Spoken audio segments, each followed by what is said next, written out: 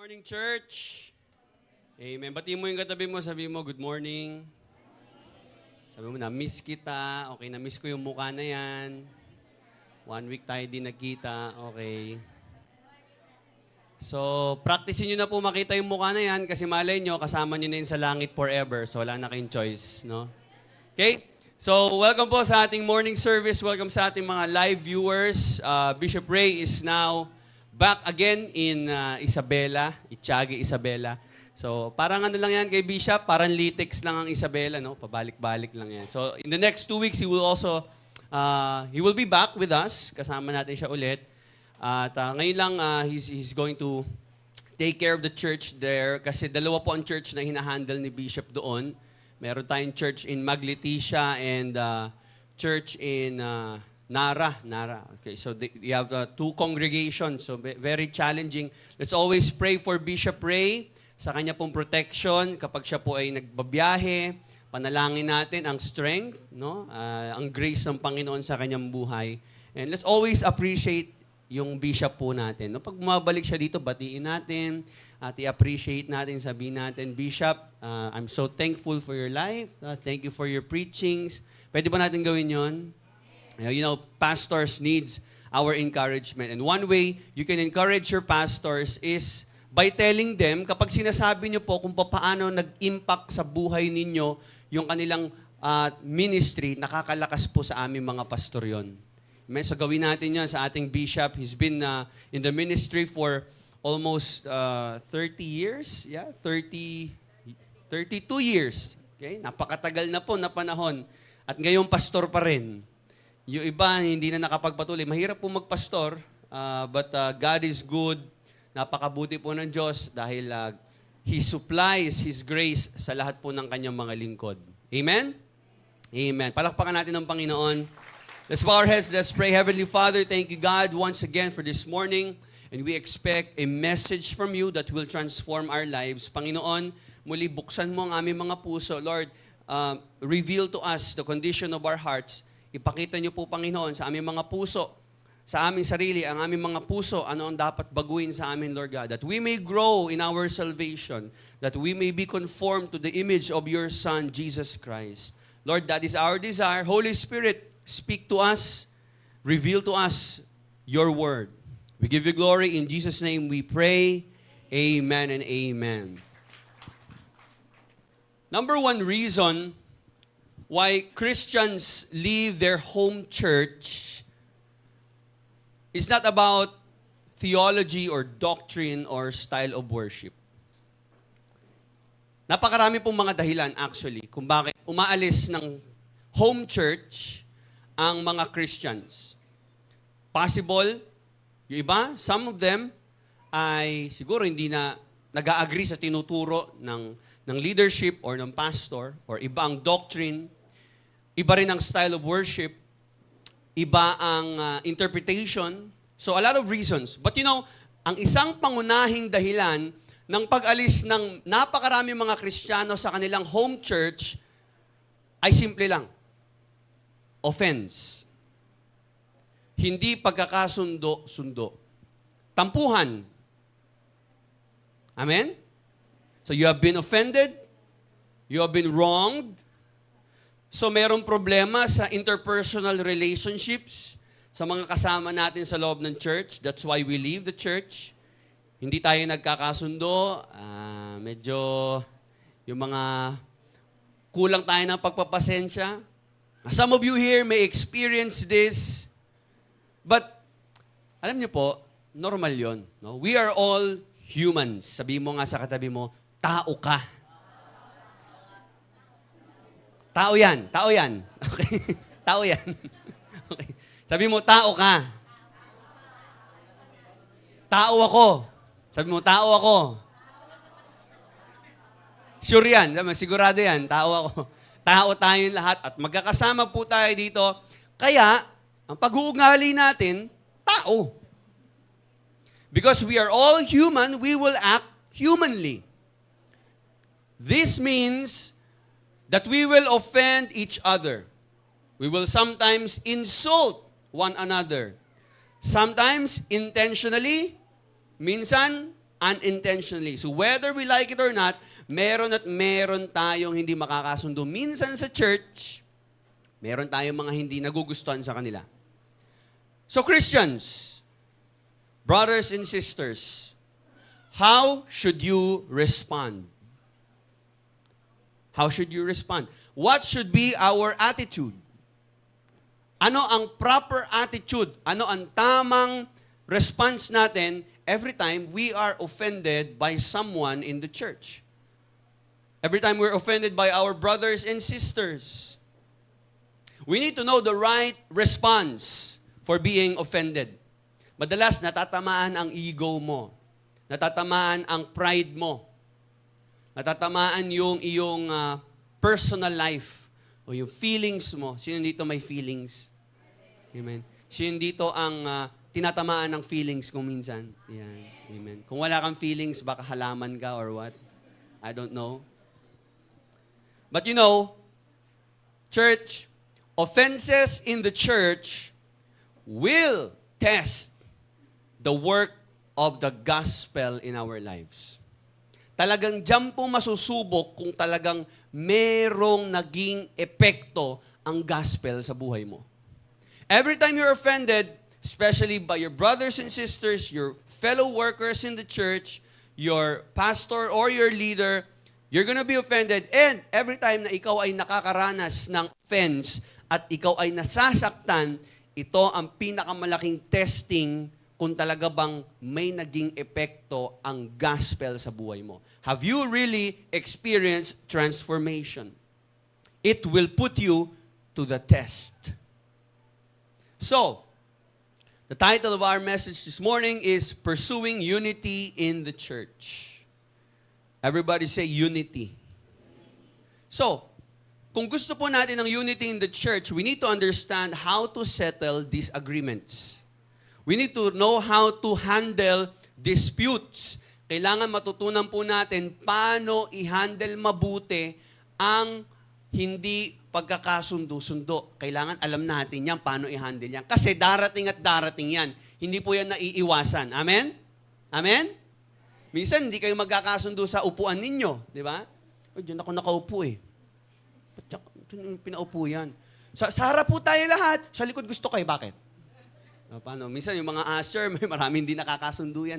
Ay, mamaya na po, worship pa po. Hindi, bakit? Ano, gusto ko sa harap eh. Di ba? May mga, talagang, sometimes, magkakakiskisan tayo dito, di ba? Medyo magkakabanggaan tayo ng siko, no? Sabi nga lagi ni Bishop, yung ngipin tsaka dila lagi magkasama pero nagkakasakitan pa rin yan. Di ba? Minsan may ingayan ka sa katabi mo, di ba? O minsan nakikinig ka sa preaching, bigla may nagdadaldalan sa likod. Shhh! Ingay! Diba? Napapagano tayo. Minsan na, okay. How do we deal with disagreements wisely? That's the question. How do we deal with disagreements or how can Christians settle disagreements wisely? Now, we need wisdom here. Okay? Kailangan mo ng wisdom. Hindi pwedeng kung ano lang lumabas sa bibig mo, ano lang maramdaman mo, bitaw ka agad tayo. No, we need wisdom here. So how can Christians settle disagreements wisely? Now, our text is found in 1 Corinthians chapter 6, verses 1 to 11. So, please turn with me in 1 Corinthians chapter 6, verses 1 to 11. At habang papunta po kayo dyan, alam niyo po ba na ang church in Corinth is a very problematic church? It's a very problematic church. It's charismatic, at the same time, it's problematic. Pag sinabing charismatic, marami silang spiritual gifts. But at the same time, napakarami din na ng problema. No? Ang dami nilang kayang gawin, ang dami din nilang problema. So, nagplant kasi si Paul ng church sa Corinth. So, nung na-establish na yung church sa Corinth, umalis siya doon at pumunta siya sa ibang lugar at nagplant siya ulit, nagsimula siya ulit ng panibagong church. Okay? So wala si Paul sa Corinth during this time. So habang si Paul ay nasa ibang lugar at nagpapastor sa ibang mga churches, nag-share siya ng gospel doon at tinitrain niya yung mga bagong leaders bago niya iwan ulit yon kasi church planter si Paul eh. Si Paul ay, kumbaga, evangelist yan. Talagang Siya ang nagsisimula ng mga simbahan and then mag-train siya ng mga leaders na magpapastor doon and then iiwan niya na yun, pupunta siya sa ibang mga churches. So, habang wala si Paul sa Corinth, ang nangyari po ay may nabalitaan siya, may dumating po na balita sa kanya at dumating ito and it's a news, it's a report about the Corinthian church.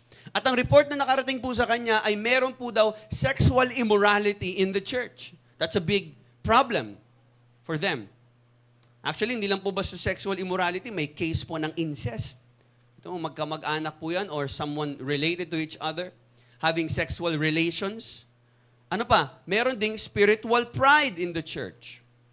Those are the problems sa Corinth. Ang yayabang ng mga tao doon kasi gifted. Usually, pag gifted, lumalaki talaga ulot. Yan ang ano. Kapag walang Holy Spirit, walang humility, walang self-control, talagang pag gifted ka, magaling ka, yayabang ka. At yung yabang, mga kapatid, yan ang magpapabagsak sa'yo. At napakarami ko na pong kilala na mga, dahil sa yabang, ay bumagsak. Number one, alam nyo, si Lucifer. No? And he's trying to influence some of the church members. Now, mainly here in Corinth, ganun din. Meron silang spiritual pride. Yung iba, iniisip nila, sabi, ako, magaling ako. Mas matalino ako or mas gifted ako, mas experienced ako. And to the point, alam niyo, sa sobrang tindi po ng kaguluhan sa church, this is the big problem. Ito yung nasa text natin. Meron pong lawsuits or demandahan. Ay, grabe. Sa loob ng church. Magkakasama sa church. Nagdedemandahan. Kristiyano, kinakasuhan ang kapwa niya, Kristiyano. Magkasama sa D-group, kinasuhan ang leader. Di ba? Mga ganun. Okay? O leader, kinasuhan ng kapwa leader. At ang problem, nagkakasuhan at dinadala ang kaso saan? Sa mga non-Christian na judges at juries. Kaya pinagalitan sila ni Paul. Yan. Pinagalitan sila ni Paul. Sabi ni Paul, ano ba pinaggagawa niyo sa buhay niyo? Anong ginawa na naman ninyo? Ano pa yan? Okay? So the city of Corinth is actually a wealthy city. Napakayaman po ng syudad na ito. Okay? Pastor Carl, medyo may pakibawasan lang yung light siguro. Ayan, okay. Okay? So, it's a very wealthy city. At iba-ibang mga taong nanirahan dito, maraming mga lumipat ng Corinth. At dahil mayayaman yung mga nakatira po dito, maraming bisyo. Ganun naman pag maraming pera, maraming bisyo. Tama? Tama? So dati wala namang bisyo kasi walang pambili ng sigarilyo, walang pambili ng alak. Nung dumami pera, dumami bisyo. Okay? Nung dumami pera, dumami babae. Ganun So ganun ang kultura ng Corinth, no? So maraming temptation. Pero, alam niyo po ba, kasama sa Corinth, may mga nakatira na grupo ng mga followers ni Jesus. May mga Christians. So, ang problem, they were very influenced by the culture. Sobrang tindi po na impluensya ng culture nang ginagawa nila to the point that they are now allowing the culture to shape the church. Kung bagay yung simbahan, imbis na ang simbahan ang magbago sa buhay ng mga tao, yung mga tao, ipinapasok na yung kultura sa loob ng church at sinasabing okay lang yan. So, anong nangyari? Nagkakagulo po sila. Now, let's read our text in 1 Corinthians chapter 6, beginning in verse 1. Sabi ni Paul dito, if any of you has a dispute with one another, do you dare to take it before the ungodly for judgment instead of before the Lord's people? Sabi niya, may gulo pala di ba? May hindi pala kayo pagkakasundo-sundo O may kaso kayo sa isa't isa Kapag sinasabi niya, how dare you? Paano nyo naisip yan? Paano nyo nagawa yan? Bakit mas dinadala nyo pa doon sa mga unbeliever yung kaso ninyo? Imbis na lumapit kayo doon sa mga Christians, mga kapwa nyo Kristiyano, humingi kayo ng guidance, ng wisdom. Okay? Tuloy natin, verse 2. Or do you not know that the Lord's people will judge the world? And if you are to judge the world, are you not competent to judge trivial cases? When you say trivial, para mabababaw na kaso lang naman. Do you not know that we will judge angels? And how much more the things of this life? Therefore, if you have disputes about such matters, do you ask for a ruling from those whose way of life is scorned in the church? Mainly, he's talking about unbelievers. I say this to shame you. Sabi niya, nakakahiya kayo.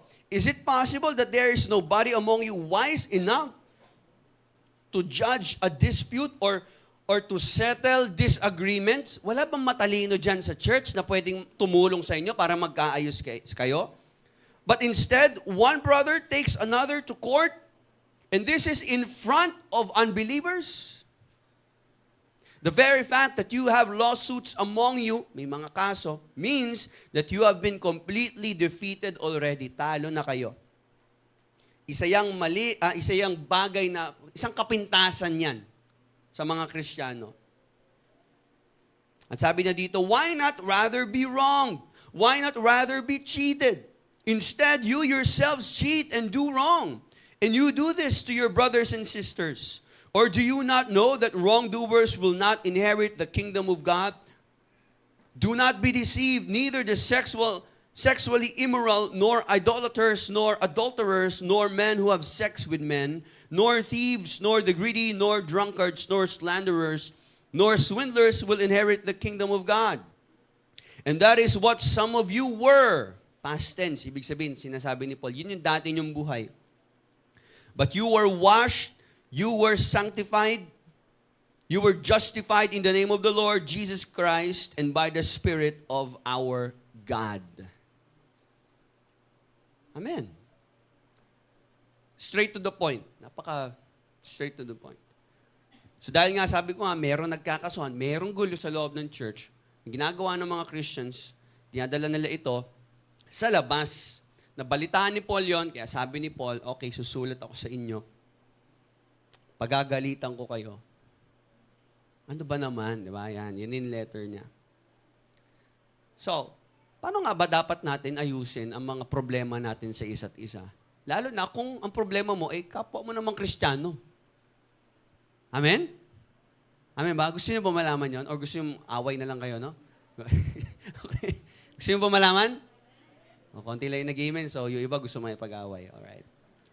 So, how can Christians settle disagreements wisely? Simple lang. Sinasabi lang ni Paul dito, is also the same message that we have today. God's message for us is, kung gusto natin masettle ito with wisdom, we must first consult godly people and choose godly patience.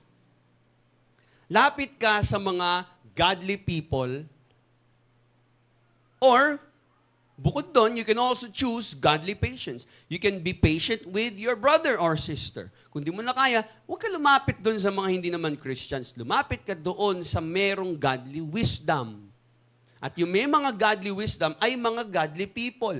Let's talk about godly wisdom. Verse 1, sabi dito, if any one of you has dispute with one another, do you dare to take it before the ungodly for judgment? Talagang humihingi kayo ng advice dun sa mga hindi namang Christian? Yung mga Christians nga sa Corinth di ba? Ito na nga nangyari, nagkakasuhan sila. Sabi ni Paul, sabi, ano ba pinaggagawa ninyo? Ba't dinadala nyo sa mga unbeliever na judge, sa unbeliever na court, ang mga problema ninyo? How dare you? Sabi nga rin, how dare you? Paano mo nakuhang dalhin sa mga unrighteous, non-Christians, yung problema nyo sa loob ng simbahan? Tandaan, ang context po dito, kaya po bad trip si Paul, hindi dahil nagkakasuhan sila. Okay lang sana kung kinakasuhan talagang may ginawang krimen o talagang hindi Kristiyano. Kaso ang problema, kapwa Kristiyano. Kapatid mo sa Panginoon, kasama mo sa church, kinakasuhan mo, sabi ni Paul. Alam mo bakit, ano po ba ang justice system during ng Roman Empire? Now, we have no other sources regarding that. Pero, yung isa pong city na malapit po sa Corinth, since wala tayong source regarding sa system nila ng justice sa Corinth, Athens. Yung Athens po ay isang city na malapit din sa Corinth. And according sa mga ibang scholars, Ang mga Romans, dahil sila po ang may hawak na nagpapatakbo ng gobyerno, binigyan nila ng kalayaan ang mga Jews noon. Noong panahon ni Jesus, binigyan nila ng kalayaan ang mga Hudyo na magkaroon ng sariling sistema para sa mga court trial, para sa hustisya nila. Kaya noon, hindi mo na kailangan lumapit sa Roman government or sa judge na Roman judge para dalin yung problema mo at ipaayos yun. Ang mga Jews, meron silang sariling justice system. So kapag may problema sila sa kapwa nila Hudyo, pupunta na lang sila saan? Sa synagogue. Yan. So itong synagogue, dito nila isi-settle ang mga conflicts nila. At alam niyo po ba, ang primary consultation nila o basihan nila ng tama at mali, yung moral sa immoral, kung ano man ang magiging hatol o verdict, alam niyo po kung ano? The scriptures. Noong panahon nila, wala pa pong New Testament, kaya ang binabasa nila noon, ang tinitingnan nila for reference ay ang Old Testament. So yung Old Testament, yun ang Bible nila noon. Right? So they believe na ang Word of God ay may sagot at solution sa lahat ng kanilang family problems, social problems, cultural conflicts, financial issues. Okay? So yan ang kanilang kinukonsulta. At yan ay pinag-uusapan nila sa synagogue. According sa mga Jewish teachers, sabi nga, ito nga ang kanilang motto, kumbaga sinasabi nila ito madalas, na ang paglapit daw ng mga Hudyo sa mga pagan courts para ayusin ang problema nila ay isang blasphemy o kabastusan sa Diyos. Kasi parang sinabi mo na rin kung ba't lumalapit pa sila sa mga hindi naman Hudyo o wala namang alam sa salita ng Diyos, para sinasabi nila, kapag lumalapit ka daw doon, parang sinasabi mong walang solusyon ang Diyos sa problema mo, kaya sa kanila ka lumapit. Kaya sabi ni Paul sa mga Jews, sa mga taga-Corinth, yung mga Jews nga may sariling sistema sa pag-aayos nila ng issue nila Kayong mga Christians dyan sa Corinth, anong pumasok sa isip ninyo? Bakit naisipan nyo yon? At kinailangan nyo pang humanap ng judge. Tapos yung judge hindi naman Christian. Ano ba naman kayo? Grabe yung inis ni Paul. Kumbaga, ewan ko, siguro nanginginig si Paul sa inis. Pero alam niyo po ba isa sa dahilan kung bakit inis na inis si Paul? Dahil sila ay nagkakasuhan. Alam niyo kung bakit? Meron ako nabasa na isang article. Alam niyo po ba, ang Greeks at ang mga Romans, ginagamit po nila ang lawsuits o yung mga trial cases as a form of public entertainment. Okay? Ginagamit nila ang mga trials o ang mga hearing bilang public entertainment. Alam niyo po kasi, ang kanilang justice system o ang kanilang courtroom, ganito ang sistema. Ang judge po ay nakaupo sa isang tinatawag na bema seat. Sabihin natin bema seat. Yung bema seat, ito yung mataas na platform at doon nakaupo yung judge. Kaya meron pa rin namang ganun di ba? Sa courtroom, nakakita na ba kayo? Yung judge nandun sa gitna, medyo mataas yung judge at nasa baba yung mga nasasakdal, kaharap yung mga attorney. So ganun din, merong bema seat at dito siya gumagawa ng kanyang verdict or hatol. Dito niya hinahatulan yung mga tao. Okay? Pero alam niyo ba kung saan nakapwesto ang bema seat? Ang bema seat ay nakapwesto sa gitna ng palengke. Doon po nangyayari ang hearing. Sa gitna ng palengke. So, imagine niyo na lang. Pwede ka mag-shopping. No? Bili ka muna ng isda. Bili nga po isda dyan, gulay. Manok, 3/4, diba? Pang ulam niyo sa bahay. So, bago ka umuwi, pwede ka munang tumambay doon, makakapanood ka ng live na court hearing. Kita mo yung kapitbahay mo doon, kinakasuhan yung isa mong kapitbahay. Ay, kasuhan pala sila, no? So, ano yun? Live yun. No? So, nanonood sila. Nood ka muna ng gulo, nood ka muna ng away. Mga magkapitbahay, nagkakasuhan. No? So, lahat ng marites lagi namamalengke. Kasi live na live dun eh. Nakakapanood sila ng drama, nagsisigawan. No? Ikaw nga eh, di ba? Yung asawa mo eh. Tinetext ako. No? Ano tinetext? Ako yan. Di ba? So makakapanood ko doon lahat ng issues. Malalaman mo yung issue ng buhay ng mga tao. Lahat ng baho ng mga buhay ng ibang tao, mapapanood yon live na live sa palengke. Ang tawag ko nga dyan, yan yung ancient tulpo. Ancient tulpo. Ngayon, ang tulpo, entertainment na rin, di ba? Tama ba?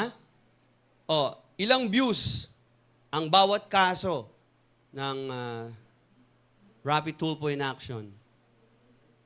Ilan ang subscriber ni Idol Rappi? No offense kay Idol Rappi. Nothing wrong with him. He's a good guy. Laki na tutulong niya sa ating bayan. But my point is, ang mga tao kasi, enjoy na enjoy yan manood ng issues ng buhay na ibang tao. Tama o mali? Tama o mali? Yan. Umamin kayo. Imagine niyo na lang, no? Sa panahon natin ngayon. Ngayon po, meron po tayong kasama ngayon dito. Sabi ni Tulpo, ngayon po, nandito tayo sa TV5. Masasakyan po natin. 2 members ng Jomsi Church ang nagre-reklamo sa isa't isa. Mas malaki daw ang offering niya kaysa dun sa isa. Mga ganong away. No? Ewan ko. Ano mararamdaman nyo? Napanood nyo yung isang kasama natin sa church na kinakasuhan ngayon at nirereklamo ang taga Lower Asmin. O yan. O yung taga Lower Asmin na kapatid natin, kasama natin sa church, kinakasuhan taga Antipolo o taga Isabela. Ano mararamdaman ninyo? Ano mararamdaman ninyo? Popcorn. Wow. Ha? Enjoy, di ba? Sa totoo lang, nakakahiya. Tama po ba? Nakakahiya po. Ay, si Nanay Linda Malye yan, ha? Ano mararamdaman? Ay, nirereklamo. Si Nanay Flor yan, ha? Oh. Ay, si Pastor. Ba't sa tulpo si Pastor? Hindi po ba nakakahiya? So, same thing. Same thing. Ganon na ganon ang pakiramdam ni Pablo. Sabi niya, paano niyo nagawa yan? Ba't dinala niyo pa doon? Ba't kailangan ilabas niyo? Paayusin niyo na lang sa loob ng church. Ba't diyan pa kayo sa public courtroom nagbabangayan? Alam niyo po ba, according to some sources, umaabot daw po kapag ang mga kaso ay mga mabababaw lang, tulad ng mga baranggayan lang, ganyan, mga problema lang sa barangay. Ang audience po ay umaabot ng 200 people. Marami pa rin, no? Pero kapag criminal cases, okay. Kapag criminal cases, umaabot po ng 1,000 to 6,000 people ang nanonood. So, ganun po, ka-live. At ang mangyayari po, boboto po ang mga tao. Maririnig yan kung anong sigaw. Parang familiar, no? Parang face-to-face yan eh. No? Diba? Sa pula, tsaka sa, ano ba yun? Kalimutan ko na. Face-to-face, parang may ganun eh. Gulat ako yung face-to-face pa, wala pang tulpo nun eh. Pagpasok, walang yan. Di ba? Pasok yung mga di ba? Biglang susugot dun sa Kaya ganun eh. Tapos aawatin ng mga bouncer, makikita mo, tama na. Tapos yung mga tao naman, yeah! Sige, tapunutan mo! Tuwan-tuwa yung mga tao. Ay nako, nakakahiya. Tapos nanay mo nandun, di ba? Sa face-to-face. Diba?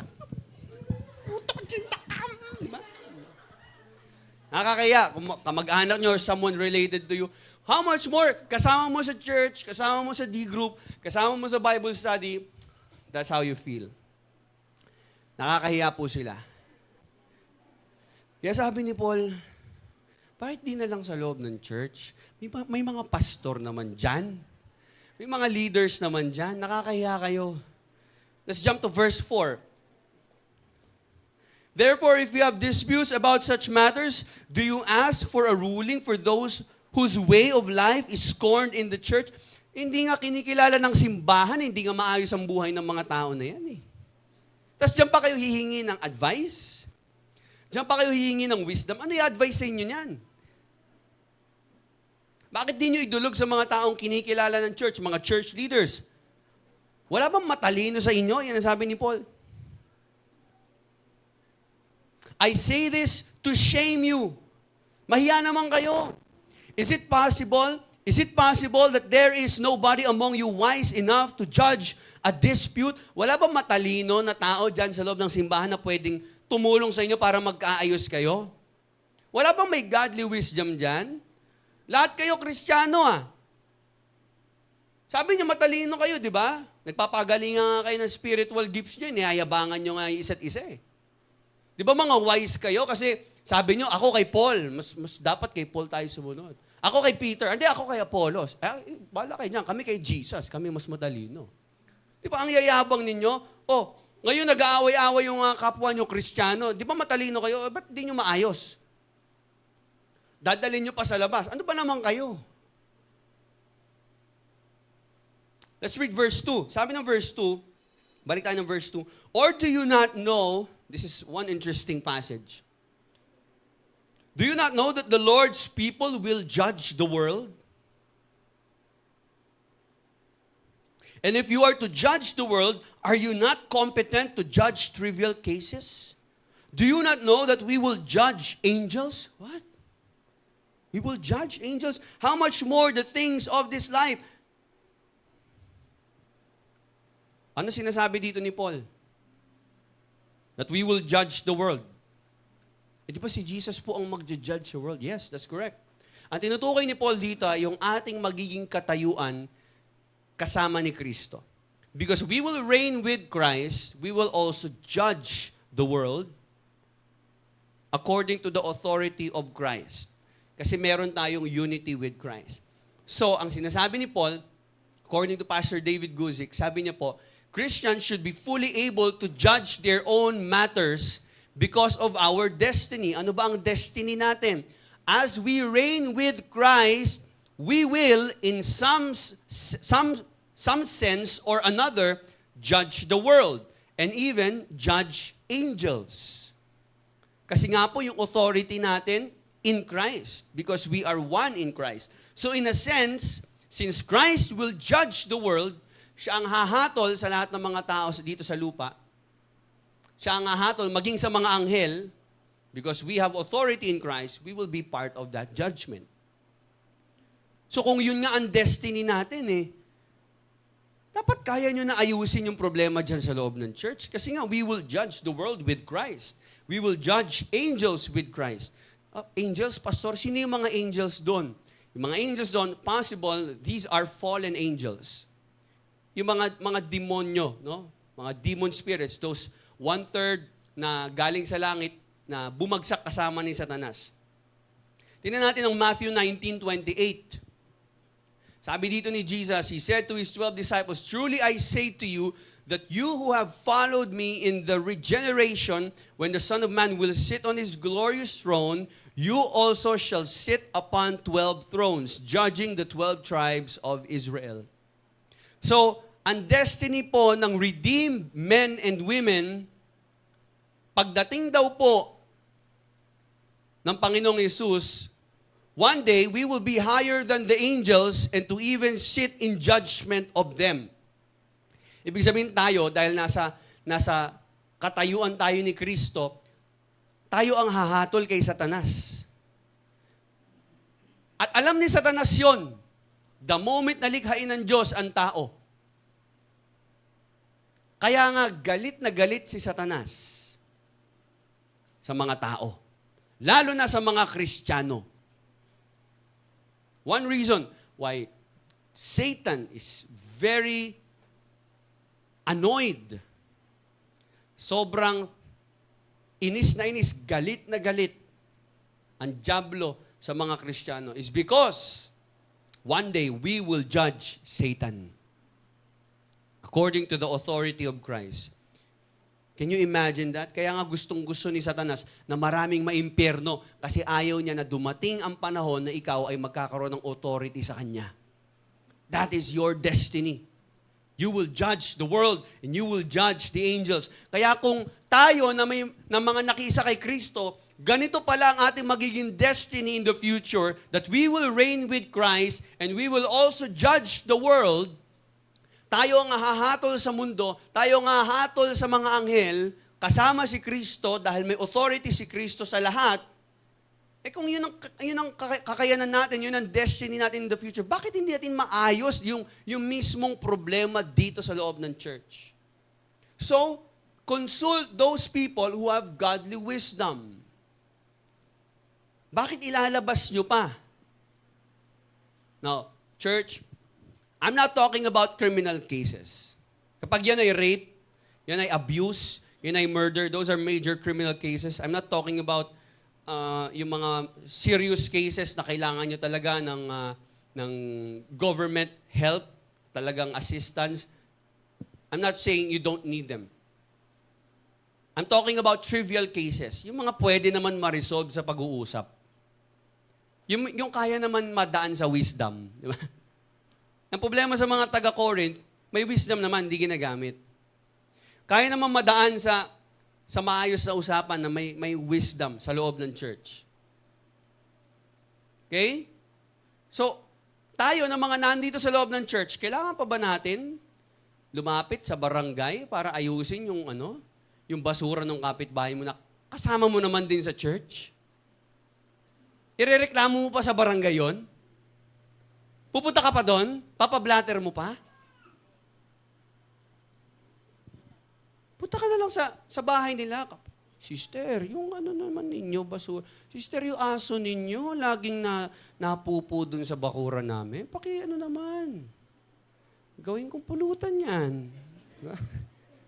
Pwede naman pag-usapan, di ba? Lalo kung kapatid mo naman sa Panginoon. Tama ba? Pwede ba yon? Pwede ba?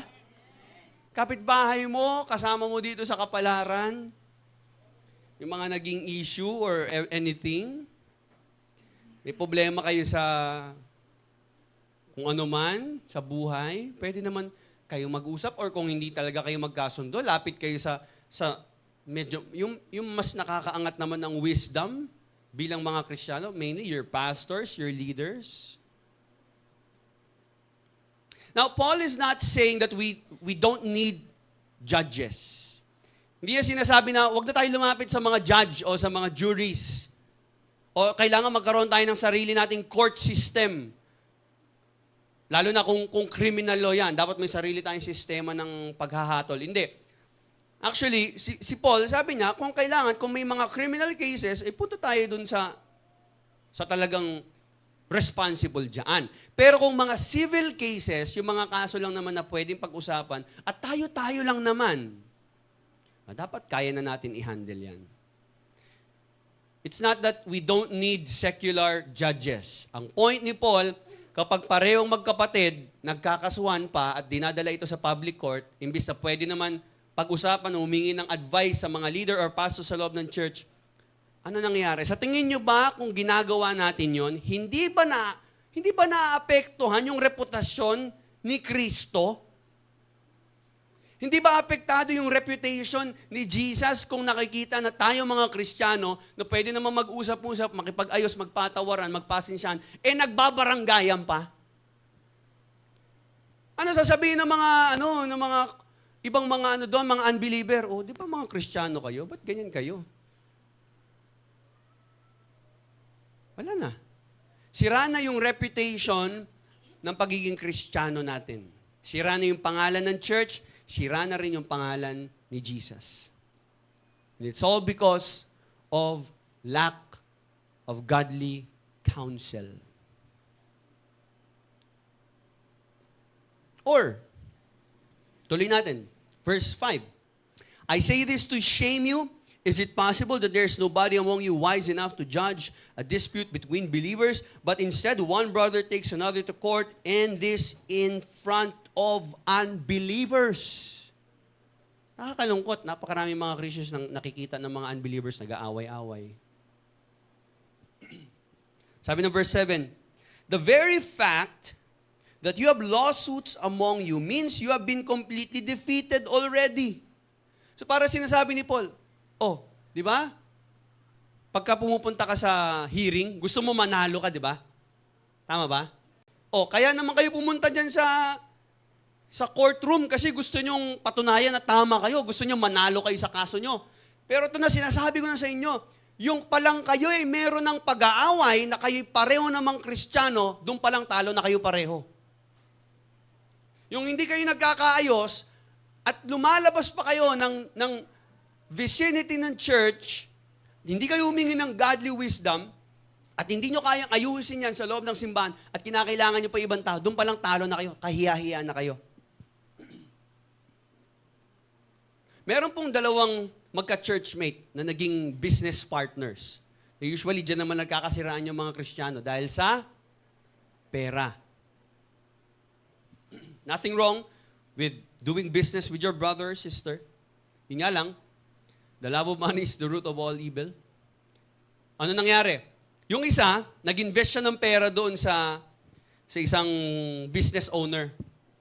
Dahil may negosyo yon, nag-invest siya ng pera doon. Sabi niya, bro, may business ka pala, mag-invest ako sa iyo ng 100,000. So nag-invest siya doon. Medyo malaking pera.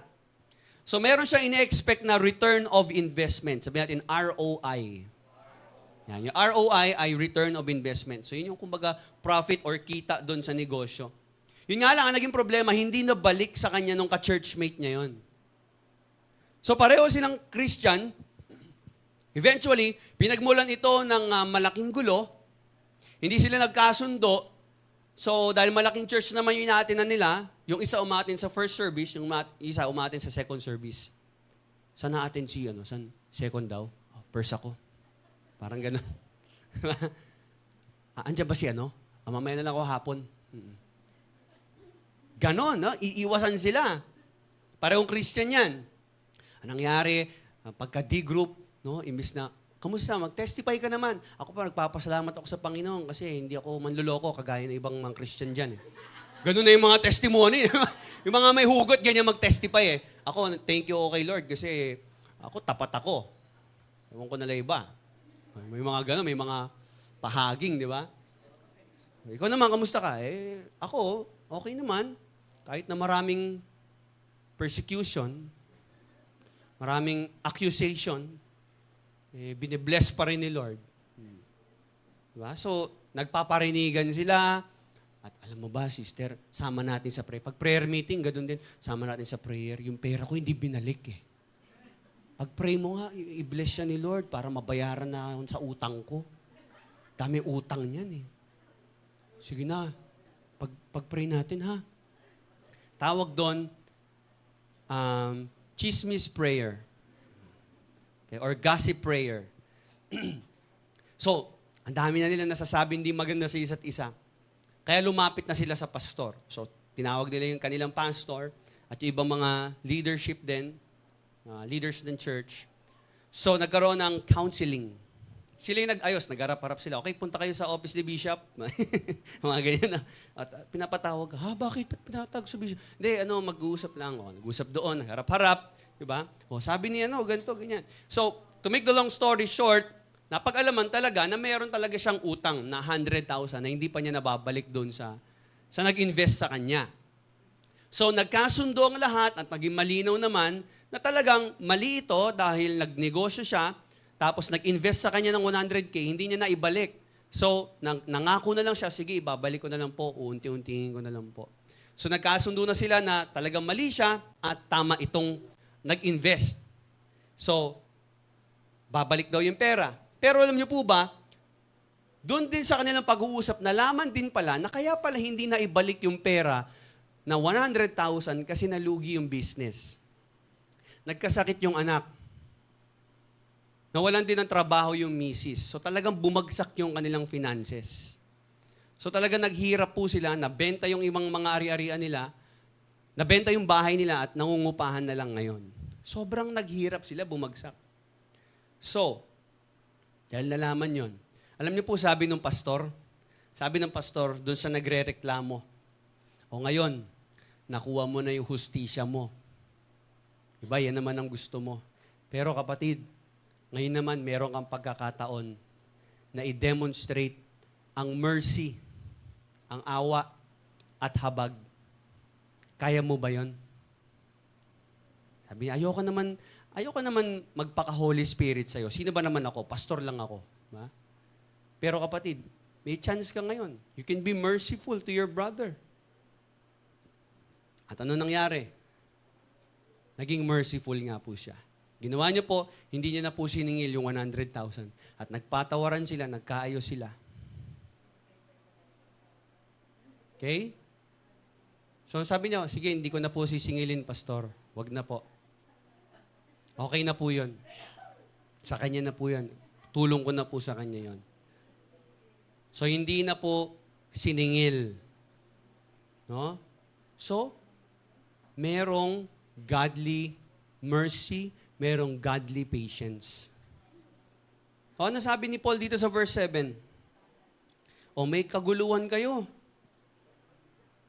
Eh, may kaguluhan pa lang kayo, magulo na yan eh. Talo na kayo dyan eh.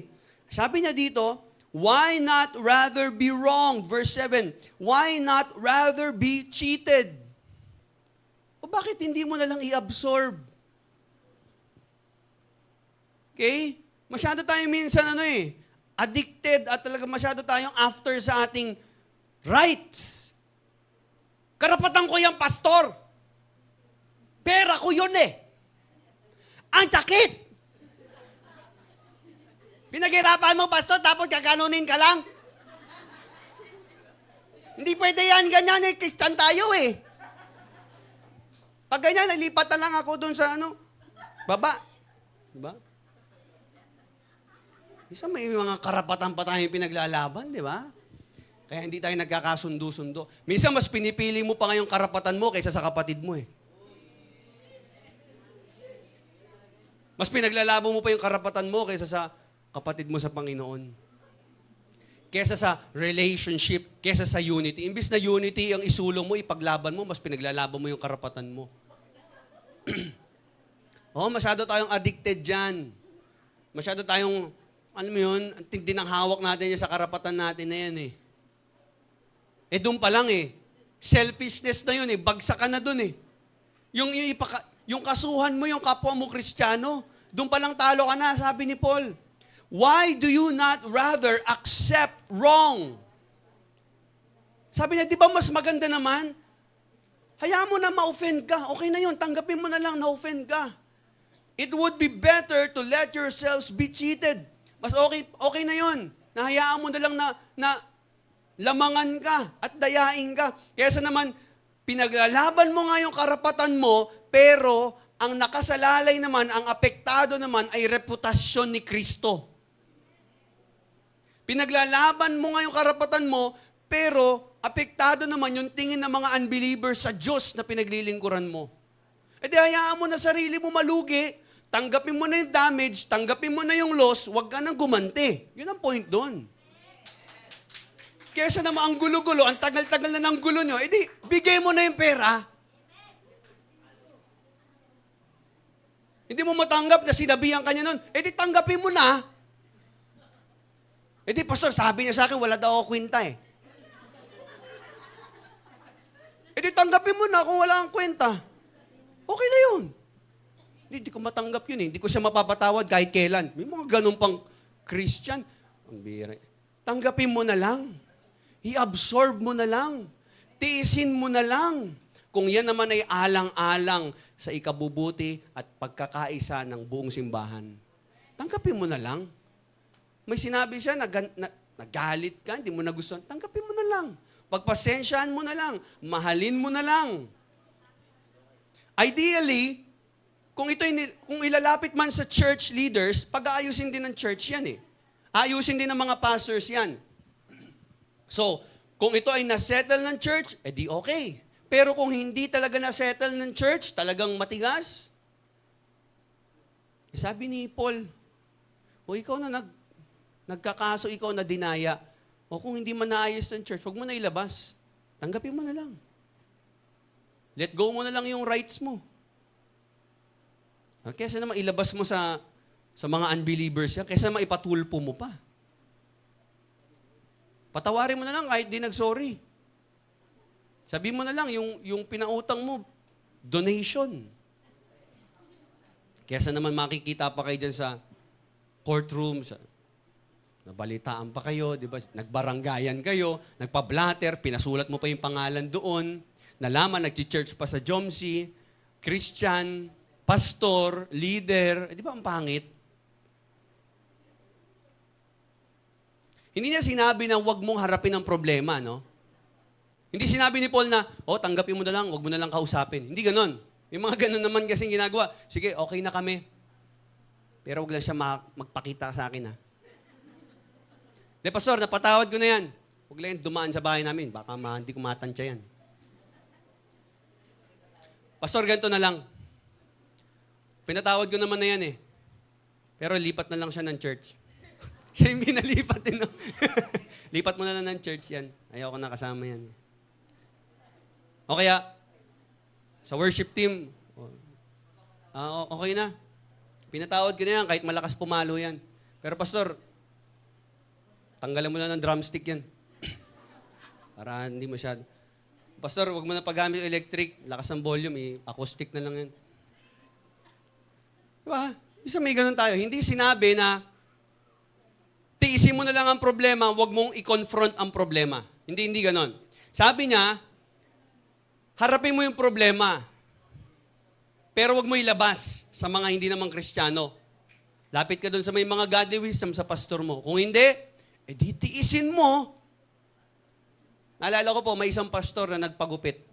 Pagupit siya. Pinark niya po yung kotse niya sa kabilang kanto. So medyo malayo, naglakad pa siya. So pagupit siya. Fade. Okay. Ang ganda ng gupit niya. Ganda ng araw niya. Siyempre, pag bagong gupit ka, pag bagong gupit ako, ganda ng gupit, kati. Okay na.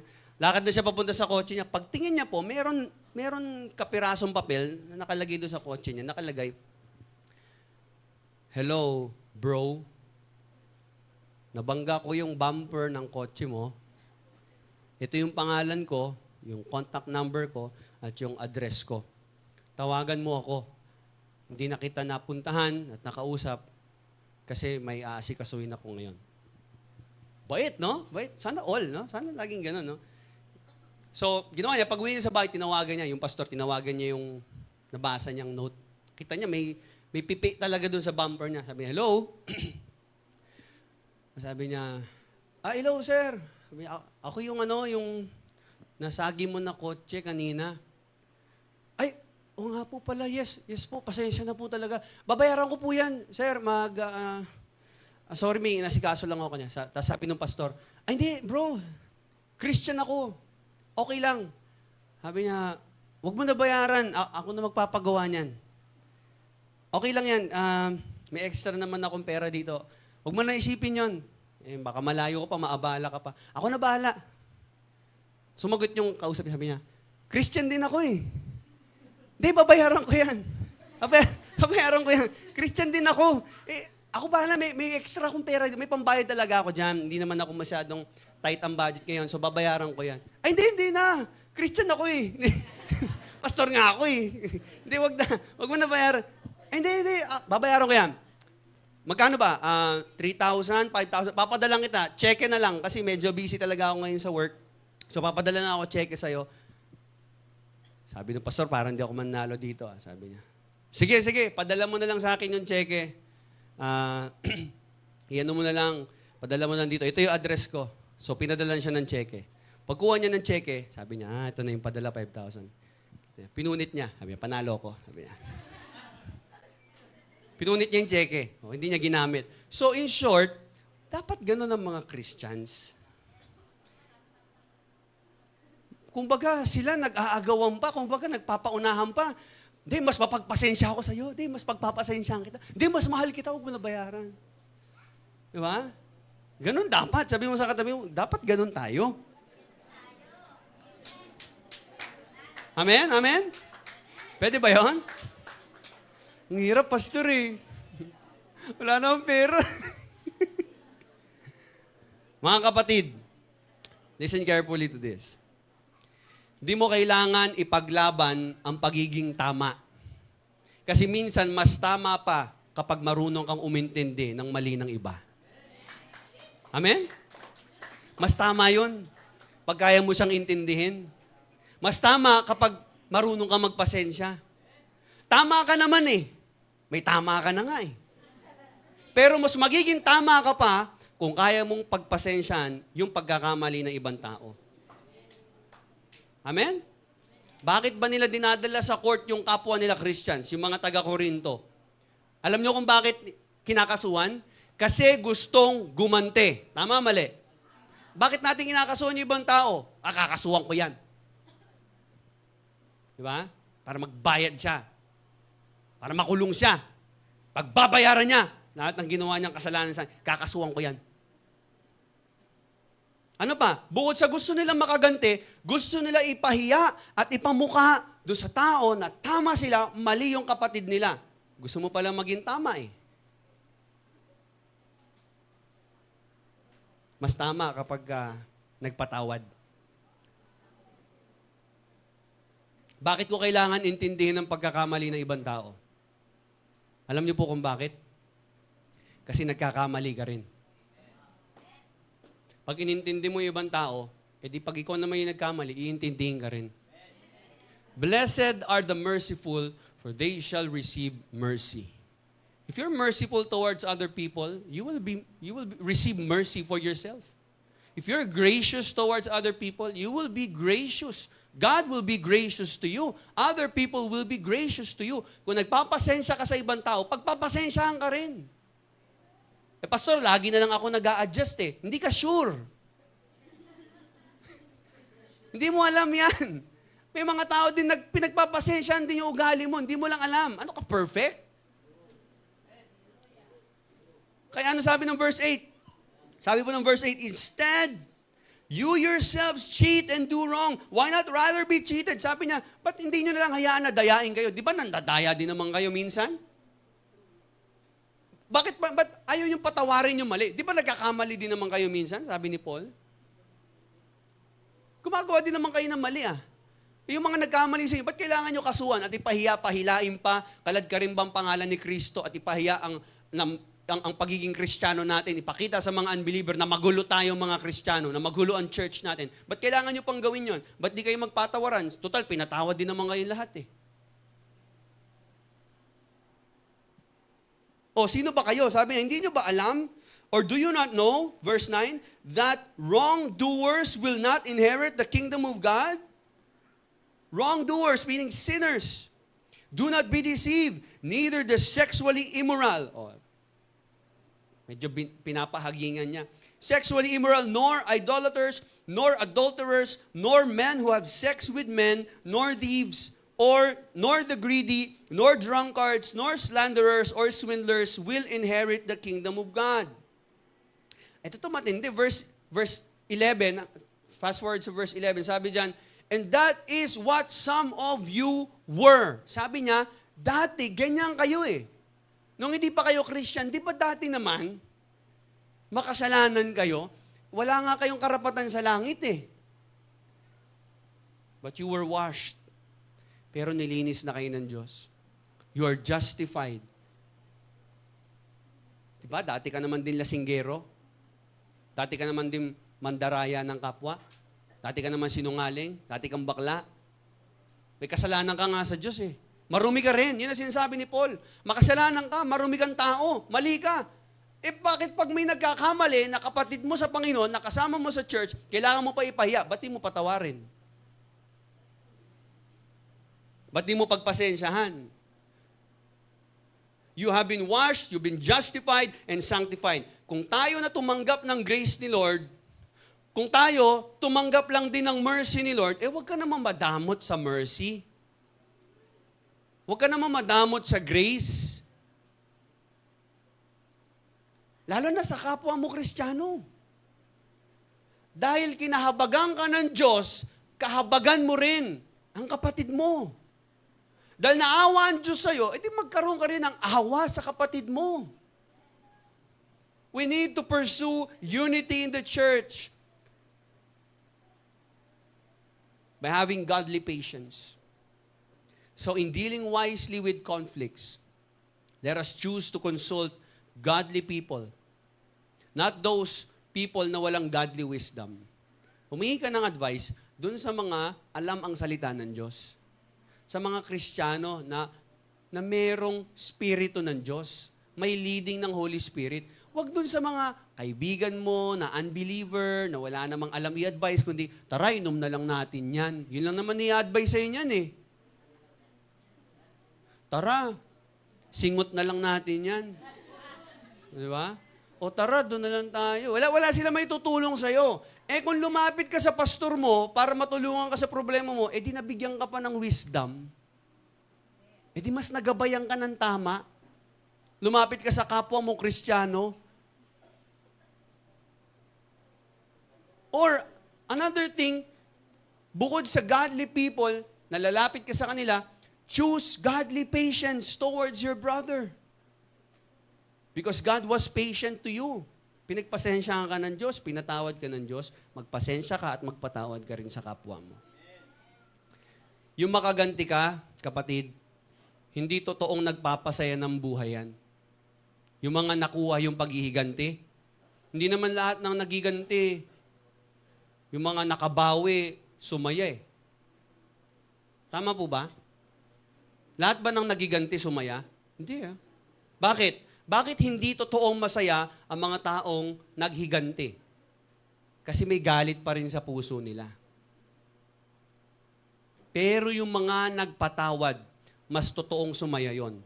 Kasi natanggap nila yung peace na galing sa blessing ng forgiveness. May totoong kapayapaan. I will leave you with this question. Ano mas gusto mo? What would you choose? Would you choose the temporary satisfaction of revenge? Kasi yung makaganti ka, saglit lang yun eh. Saglit lang yun sa'yo nun eh. Pero hindi ka totoong masaya. Later on, makikita mo yung sarili mo, malungkot pa rin. Kasi may galit ka pa rin. Or, would you choose the peace that comes from God's blessing?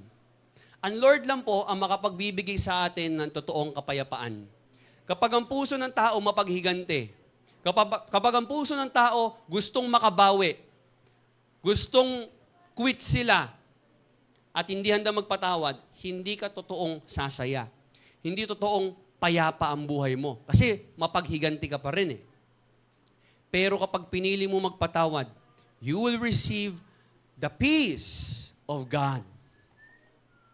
Ito sabi ng Bible, yung mga nagpatawad, ay patatawarin ko. Yung mga hindi nagpatawad, hindi ko rin patatawarin. So hindi lang apektado ang relationship mo sa tao kapag di ka nagpapatawad, apektado rin ang relationship mo sa Diyos kapag hindi ka nagpapatawad. So what would you choose? The temporary satisfaction of revenge or the peace that comes from God's blessing? Now God wants you to choose the blessing.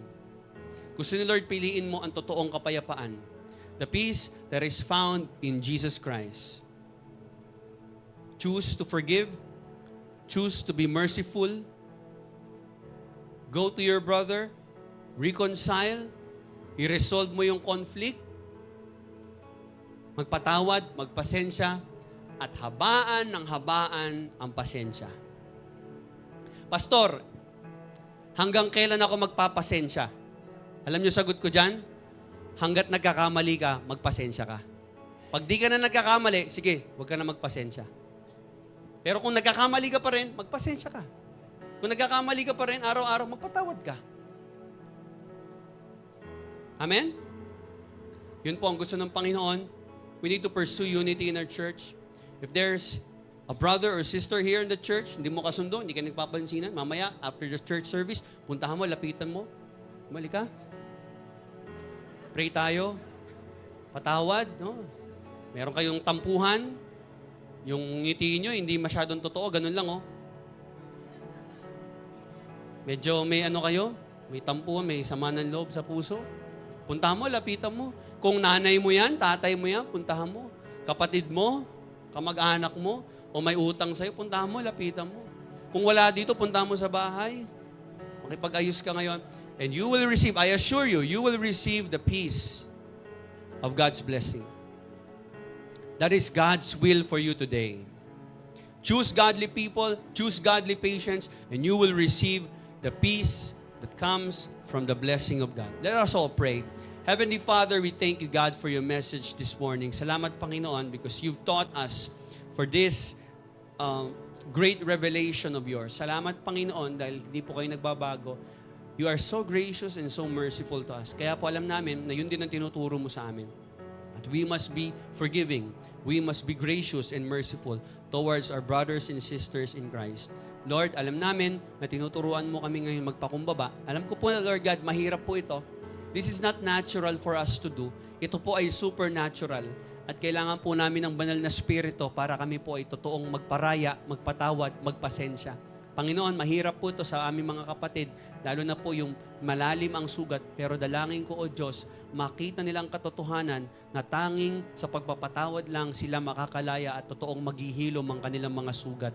Dalangin ko, Panginoon, na patuloy po ninyo kaming i-unite as a church.